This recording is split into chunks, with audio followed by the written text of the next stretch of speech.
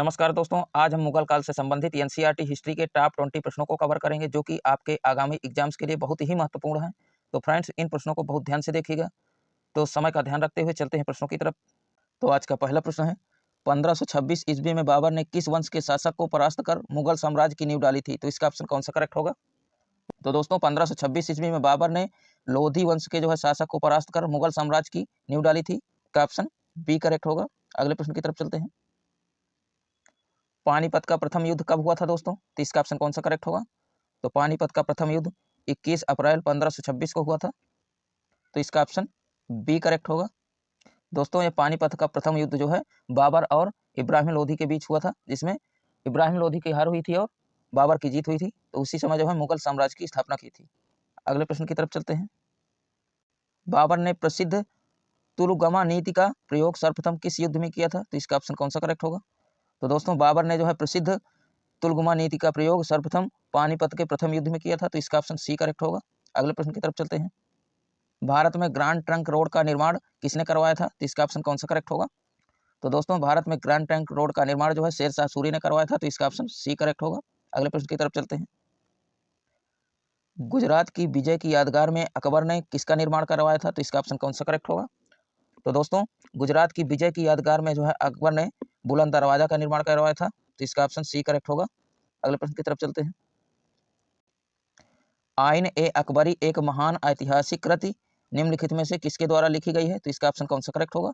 तो दोस्तों, आइन ए अकबरी यह अबुल फजल द्वारा लिखित ऐतिहासिक कृति है। तो इसका ऑप्शन ए करेक्ट होगा। आइन ए अकबरी लिखने वाले अबुल फजल जी हैं। तो इसका ऑप्शन ए करेक्ट होगा। अगले प्रश्न की तरफ चलते हैं। पानीपत की दूसरी लड़ाई 5 नवंबर 1556 निम्नलिखित में से किसके किसके बीच हुई थी? तो इसका ऑप्शन कौन सा करेक्ट होगा?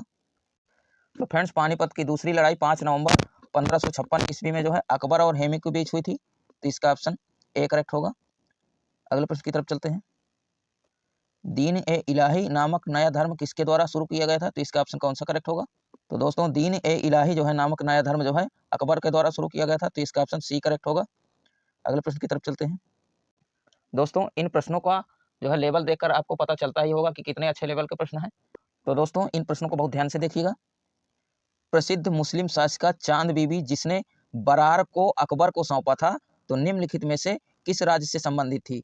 तो मतलब चांद बीबी किस राज्य से संबंधित थी, इस प्रश्न का ये प्रश्न है। तो इसका ऑप्शन कौन सा करेक्ट होगा?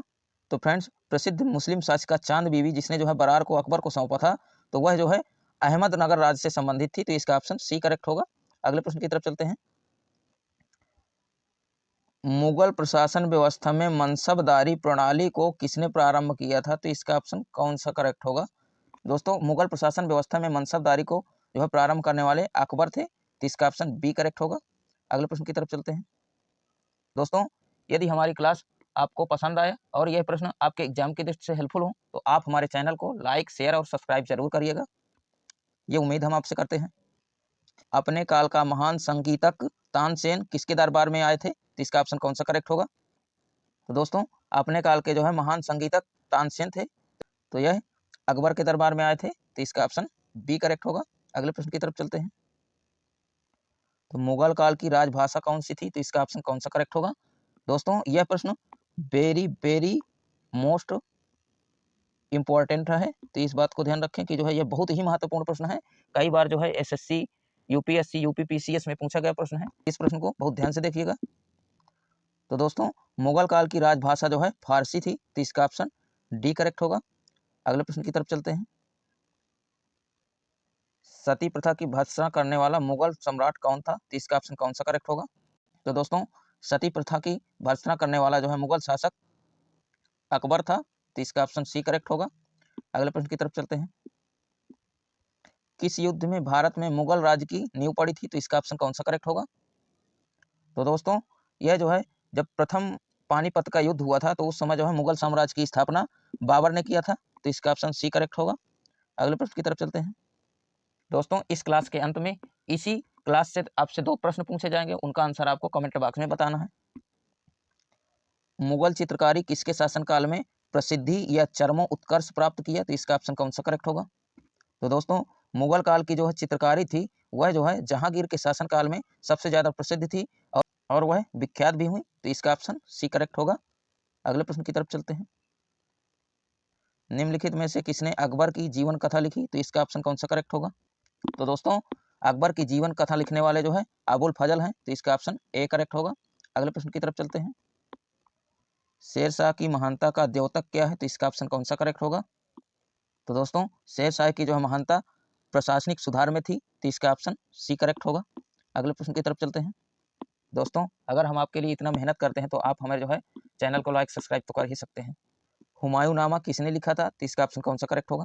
तो दोस्तों हुमायूं नामा गुलबदन बेगम ने लिखा था, तो इसका ऑप्शन ए करेक्ट होगा। दोस्तों गुलबदन बेगम हुमायूं की पुत्री थी।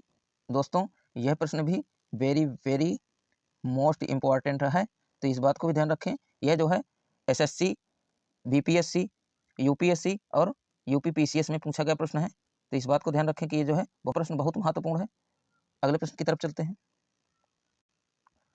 अकबर के शासन में महाभारत का फारसी भाषा में अनुवाद किया गया था, वह किस नाम से जाना जाता है? तो इसका ऑप्शन कौन सा करेक्ट होगा? तो दोस्तों अकबर के शासन में महाभारत का फारसी भाषा में अनुवाद किया गया था, वह जो है रज्म नाम के नाम से जो है जाना जाता है, तो इसका ऑप्शन बी करेक्ट होगा। अगले प्रश्न की तरफ चलते हैं। बाबर मूल रूप से कहाँ का शासक था? तो इसका ऑप्शन कौन सा करेक्ट होगा? तो दोस्तों बाबर जो है फरगना का शासक था, तो इसका ऑप्शन ए करेक्ट होगा। यह भी जो है इंपॉर्टेंट प्रश्न है और कई बार जो है प्रतियोगी परीक्षाओं में रिपीट भी हुआ है, तो इसको भी ध्यान रखें। अगले प्रश्न की तरफ चलते हैं। मुगल काल की राजभाषा कौन सी थी? तो इसका आंसर जो है आपको कमेंट बॉक्स में बताना है, कमेंट बॉक्स में बताना है। और यह प्रश्न जो है क्लास में भी हुआ था, तो इसका आंसर आप जो कमेंट बॉक्स में बता करके और अगले प्रश्न का भी जो है आंसर कमेंट बॉक्स में बताएंगे। भारत में ग्रांड ट्रंक रोड किसने बनवाई थी? तो इसका ऑप्शन कौन सा करेक्ट है? इसको भी जो है आप कमेंट बॉक्स में बताएंगे।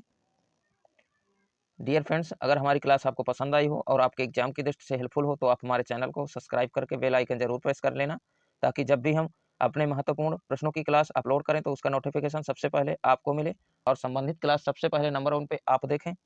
तो मिलते हैं अगली स्टडी से रिलेटेड सेशन में, तब तक के लिए जय हिंद, वंदे मातरम।